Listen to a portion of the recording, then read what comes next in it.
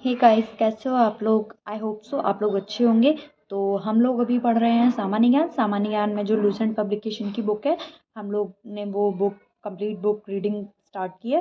तो जो है अब तक जो है वो हम लोगों ने इसमें हिस्ट्री का पोर्शन स्टार्ट किया है। हिस्ट्री के काफ़ी सारे टॉपिक ऐसे हैं जो हम लोग कंप्लीट कर चुके हैं। तो जो लोग पिछला पढ़ना चाहते हैं तो वो मैंने प्लेलिस्ट बना दी है और वो लोग प्लेलिस्ट में जाके सारी वीडियो चेक कर सकते हैं।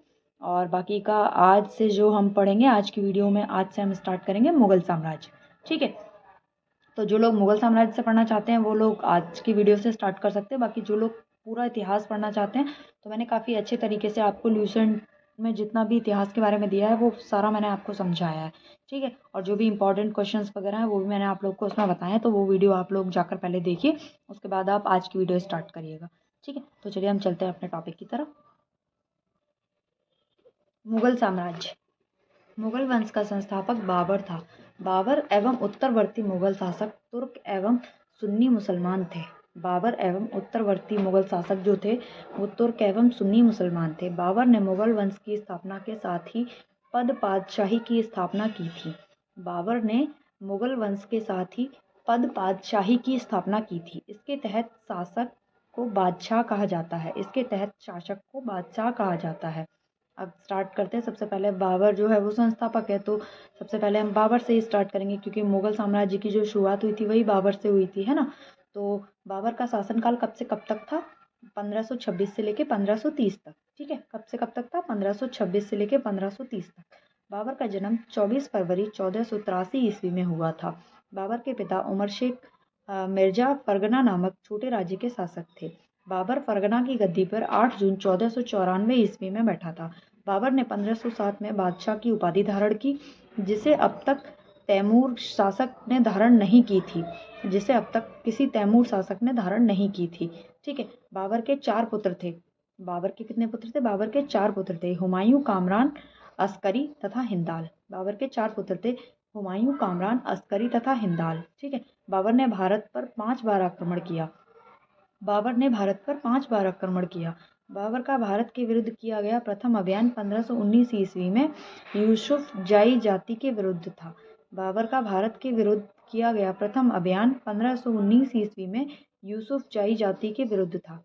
इस अभियान में बाबर ने बंजौर और भेरा को अपने अधिकार में कर लिया था। इस अभियान में बाबर ने बांजौर और भेरा को अपने अधिकार में कर लिया था। बाबर को भारत पर आक्रमण करने का निमंत्रण पंजाब के शासक दौलत खां लोधी एवं मेवाड़ के शासक राणा सांगा ने दिया था। बाबर को भारत पर आक्रमण करने का निमंत्रण पंजाब के शासक दौलत खां लोधी एवं मेवाड़ के शासक राणा सांगा ने दिया था।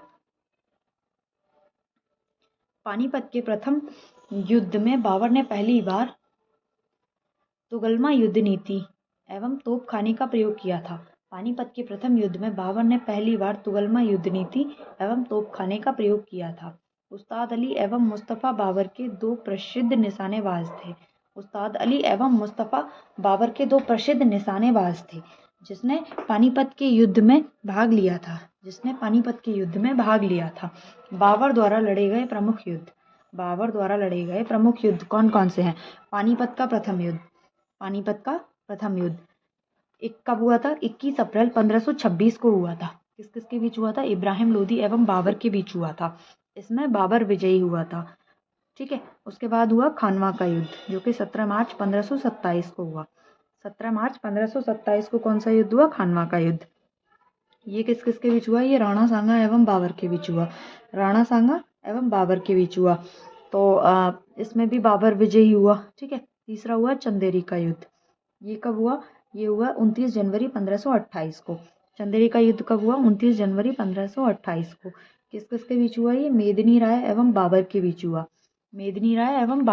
हुआ। इसमें भी बाबर विजयी रहा। चौथा घाघरा का युद्ध, ये 6 मई 1529 को हुआ। घाघरा का युद्ध जो है वो 6 मई 1529 ईस्वी को हुआ।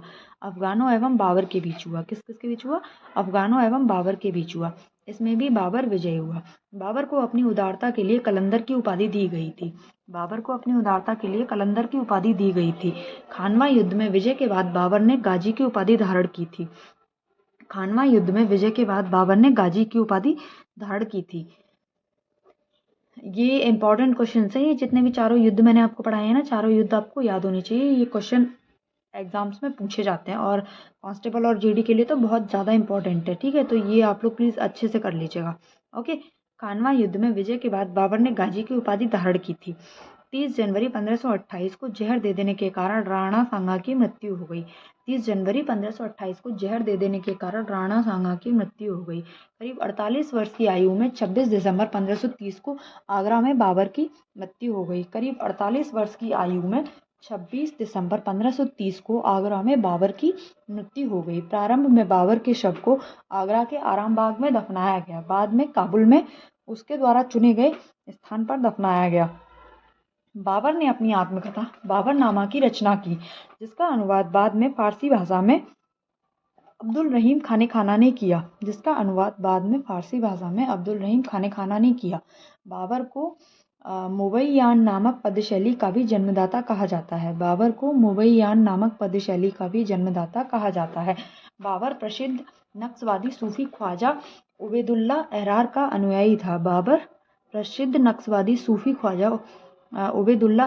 अनुयायी था। बाबर का उत्तराधिकारी हुमायूं हुआ।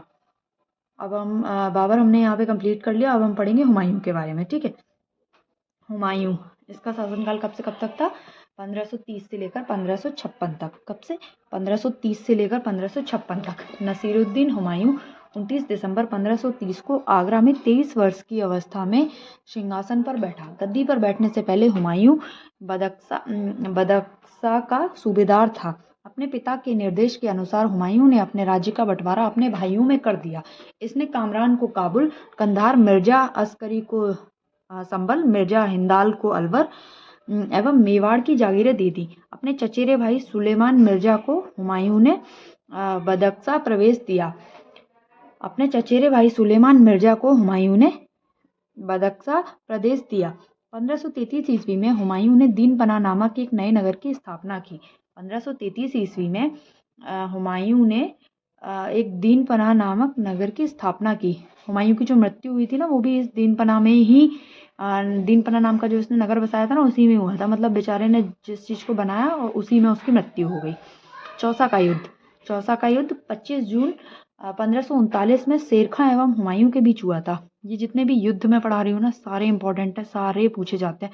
इनको तो ना एक तरीके से घोल के पी जाना, बिल्कुल जैसे पानी वानी में डाल लेना इनको, और डाल के अच्छे तरीके से घोल के पी जाना, कांस्टेबल वाले तो।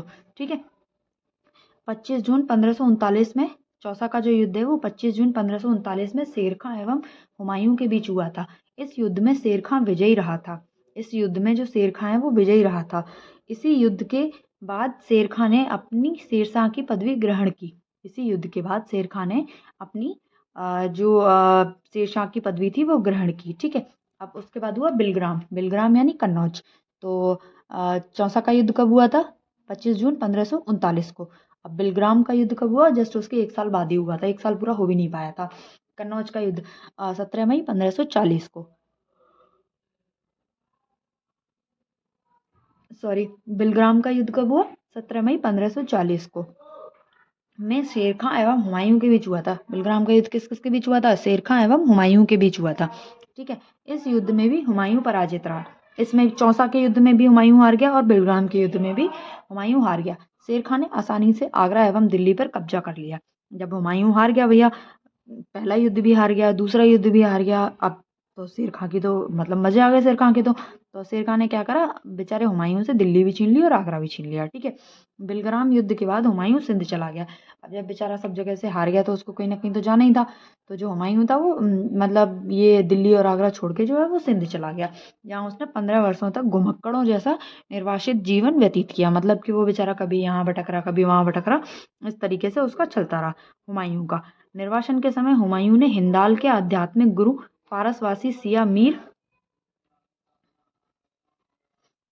जब वो बेचारा इधर उधर भाग रहा था ना, ये सब मतलब युद्ध हार गया था सब, उससे दिल्ली आगरा सब छीन लिया गया उससे, तब उसी समय में जो हुमायूं ना वो हिंदाल कौन था? हिंदाल जो है वो उसका भाई था ना हुमायूं का, तो उसके एक आध्यात्मिक गुरु थे फारसवादी सिया मीर बाबा दोस्त उर्फ मीर अली अकबर जामी। उनकी पुत्री थी हमीदा बानू बेगम, उनसे उसने विवाह कर लिया। 29 अगस्त 1541 को निकाह कर लिया। कालांतर में हमीदा से ही अकबर जैसे महान सम्राट का जन्म हुआ। कालांतर में हमीदा से ही अकबर जैसे महान सम्राट का जन्म हुआ।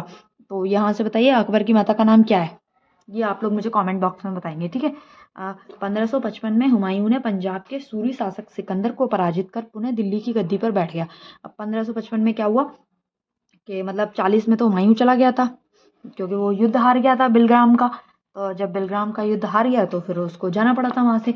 तो 15 साल तक तो वो इधर उधर घूमता रहा, लेकिन 15 साल बाद क्या हुआ, उसको कहीं से भी मतलब खबर लगी कि जो मतलब वो था सिकंदर जो था कि मतलब वो उसकी जो सेना है वो काफ़ी कमज़ोर हो चुकी है और मतलब वो अच्छे तरीके से वो नहीं युद्ध मतलब नहीं कर सकता। तो उसने क्या करा, इस मौके का फ़ायदा उठाते हुए उसने 1555 ईस्वी में हुमायूं ने मतलब जो पंजाब का शासक था ना सिकंदर, उसको पराजित कर दिया, उसके साथ युद्ध कर दिया और उसे पराजित कर दिया। और जब उसे पराजित कर दिया तो उसने क्या करा, पुनः दिल्ली की गद्दी हासिल कर ली। हुमायूं ने दोबारा से 1555 में दिल्ली की गद्दी हासिल कर ली। हुमायूं द्वारा लड़े गए 4 प्रमुख युद्धों का क्रम। हुमायूं ने कितने युद्ध लड़े थे, हुमायूं ने जो है वो 4 युद्ध लड़े थे। कौन कौन से युद्ध लड़े थे, देवरा का 1531 में, चौसा का 1539 में, बिलग्राम का 1540 में और सरहिंद का 1555 में। ठीक है। अब ये चारों किस किस के बीच हुए थे ये भी आप लोगों को याद होना चाहिए। किन किन युद्धों में हारा था, किन किन युद्धों में जीता था, ये भी आप लोगों को पता होना चाहिए। ठीक है। 1 जनवरी 1556 को दीनपना भवन में स्थित पुस्तकालय की सीढ़ियों से गिरने के कारण हुमायूं की मृत्यु हो गई। 1 जनवरी 1556 को दीनपना भवन में स्थित पुस्तकालय की सीढ़ियों से गिरने के कारण ही हुमायूं की मृत्यु हो गई। हुमायूं नामा की जो रचना है वो गुलबदन बेगम ने की है। हुमायूं नामा की रचना गुलबदन बेगम ने की है। हुमायूं ज्योतिष में विश्वास करता था, इसलिए इसने सप्ताह के 7 दिन 7 रंग के कपड़े पहनने के नियम बनाए थे। इसने सप्ताह के 7 दिन 7 रंग के कपड़े पहनने के नियम बनाए थे। अब हम पढ़ेंगे शेरशाह। क्या पढ़ेंगे, शेरशाह। शेरशाह का शासन कब से कब तक, 1540 से 1545 तक, 1540 से 1545 तक। ठीक है। सूर साम्राज्य का संस्थापक अफगान वंशीय शेरशाह सूरी था। सूर साम्राज्य का संस्थापक अफगान वंशीय शेरशाह सूरी था। शेरशाह का जन्म 1572 ईस्वी में बजवाड़ा में हुआ था। शेरशाह का जन्म 1472 ईस्वी में बजवाड़ा होशियारपुर में हुआ था। इसके बचपन का नाम फरीद खां था। इसके बचपन का नाम क्या था, फरीद खां था। शेरशाह के बचपन का नाम पूछ लिया जाता है तो ये आप लोग याद रखिएगा कि शेरशाह के बचपन का नाम क्या था, फरीद खां था। यह शुरवंश से संबंधित था। इसके पिता हसन खां जौनपुर राज्य के अंतर्गत सासाराम के जमींदार थे। इसके जो पिता थे ना हसन खां, वो जौनपुर राज्य के अंतर्गत सासाराम के जमींदार थे। फरीद ने एक शेर को तलवार से एक ही बार में मार दिया था। उसकी इस बहादुरी से प्रसन्न होकर बिहार के अफगान शासक सुल्तान मोहम्मद बहार खान लोहानी ने उसे शेर खां की उपाधि प्रदान की थी। शेरशाह बिलग्राम युद्ध 1540 ईस्वी के बाद दिल्ली की गद्दी पर बैठा था। शेरशाह जो है वो बिलग्राम का जो युद्ध हुआ था ना 1540 में, उसे जीतने के बाद ही वह दिल्ली की गद्दी पर बैठा था। शेरशाह की मृत्यु कालिंजर के किले को जीतने के क्रम में 22 मई 1545 को हो गई थी। शेरशाह की मृत्यु कालिंजर के किले को जीतने के क्रम में 22 मई 1545 को हो गई थी। मृत्यु के समय वह उक्का नाम का एक आग्नेयास्त्र चला रहा था। कालिंजर का शासक कीरत सिंह था। कालिंजर का शासक कौन था, कीरत सिंह था। शेरशाह का मकबरा सासाराम में झील के बीच उठे टीले में निर्मित किया गया। शेरशाह का मकबरा सासाराम में झील के बीच उठे एक टीले पर निर्मित किया गया। रोहतासगढ़ किलाए कोना नामक मस्जिद का निर्माण शेरशाह के द्वारा ही करवाया गया था। रोहतासगढ़ किला व किलाए कोना नामक एक मस्जिद का निर्माण भी शेरशाह के द्वारा ही किया गया था। शेरशाह का उत्तराधिकारी उसका पुत्र इस्लाम शाह था। शेरशाह ने भूमि की माप के लिए 32 अंक वाला सिकंदरी गज एवं सन की डंडी का प्रयोग किया था। शेरशाह ने भूमि की माप के लिए 32 अंक वाला सिकंदरी गज एवं सन की डंडी का भी प्रयोग किया था। ये जो क्वेश्चन है ना, ये क्वेश्चन आता है, पूछा जाता है ये कि जो 32 अंक वाली जो सिकंदरी गज का जो निर्माण है वो क्या किस लिए किया जाता है, तो भूमि नापने के लिए किया जाता है। और इसका निर्माण किसने किया था, सर्वप्रथम इसका निर्माण किसने किया था, तो इसका निर्माण सर्वप्रथम शेरशाह सूरी ने किया था। ठीक है। शेरशाह ने 178 ग्रेन चांदी का रुपया एवं 380 ग्रेन तांबे के दाम चलवाया था। शेरशाह ने 178 ग्रेन चांदी का रुपया एवं 380 ग्रेन तांबे के दाम चलवाया था। शेरशाह ने रोहतासगढ़ के दुर्ग एवं कन्नौज के स्थान पर शेरसूर नामक नगर बसाया था। शेरशाह ने रोहतासगढ़ के दुर्ग एवं कन्नौज के स्थान पर शेरसूर नामक नगर बसाया था। शेरशाह के समय पैदावार का लगभग 1/3 भाग सरकार लगान के रूप में वसूल करती थी। शेरशाह के समय में पैदावार का लगभग 1/3 भाग सरकार लगान के रूप में वसूल करती थी। ठीक है, नेक्स्ट, कबूलियत एवं पर्दा प्रथा की शुरुआत शेरशाह ने ही की थी। कबूलियत एवं पट्टा प्रथा की जो शुरुआत है वो भी शेरशाह ने ही की थी। शेरशाह ने 1541 ईस्वी में पाटलिपुत्र को पटना के नाम से पुनः स्थापित कर दिया था। शेरशाह ने 1541 ईस्वी में पाटलिपुत्र को पटना के नाम से ही पुनः स्थापित कर दिया था। शेरशाह ने जीटी रोड का भी निर्माण करा था, जिसे ग्रैंड ट्रंक रोड कहा जाता है। शेरशाह ने जीटी रोड की मरम्मत करवाई थी, मतलब ग्रैंड ट्रंक रोड की जिसने शेरशाह ने ही जीटी रोड की मरम्मत करवाई थी। मलिक मोहम्मद जायसी शेरशाह के समकालीन थे। ये भी क्वेश्चन पूछ लिया जाता है कि मलिक मोहम्मद जायसी जो है वो किसके समकालीन थे। तो मलिक मोहम्मद जायसी जो है वो शेरशाह के समकालीन थे। ठीक है, और डाक प्रथा का प्रचलन शेरशाह के द्वारा ही प्रारंभ किया गया था। डाक प्रथा का जो प्रचलन है वो शेरशाह के द्वारा ही प्रारंभ किया गया था। तो यहाँ तक जो मुगल साम्राज्य में जो है वो हम शेरशाह सूरी तक पढ़ चुके हैं। ठीक है, अब इसमें जो नेक्स्ट टॉपिक है वो है अकबर, जो कि मोस्ट इंपॉर्टेंट टॉपिक है। बहुत ज़्यादा इंपॉर्टेंट टॉपिक होता है अकबर। अकबर से बहुत सारे क्वेश्चन पूछे जाते हैं। तो जो अकबर है वो मैं आपको अगली नेक्स्ट वीडियो में पढ़ाऊँगी। तो इसको जो है समझाने में भी काफ़ी टाइम लगेगा, इसलिए आज की वीडियो में इतना ही काफ़ी है। इस वीडियो को आप अच्छे से रिवाइज़ करिएगा, अच्छे से पढ़िएगा। अगर किसी को कोई कन्फ्यूज़न हो, कुछ समझ में ना आया हो तो आप लोग वो मुझसे कमेंट बॉक्स में पूछ सकते हैं। और अगर वीडियो अच्छी लगी हो तो लाइक कर दीजिएगा, चैनल को सब्सक्राइब कर दीजिएगा। बाकी का हम मिलते हैं नेक्स्ट वीडियो में। आज के लिए इतना ही काफ़ी है। ओके, धन्यवाद।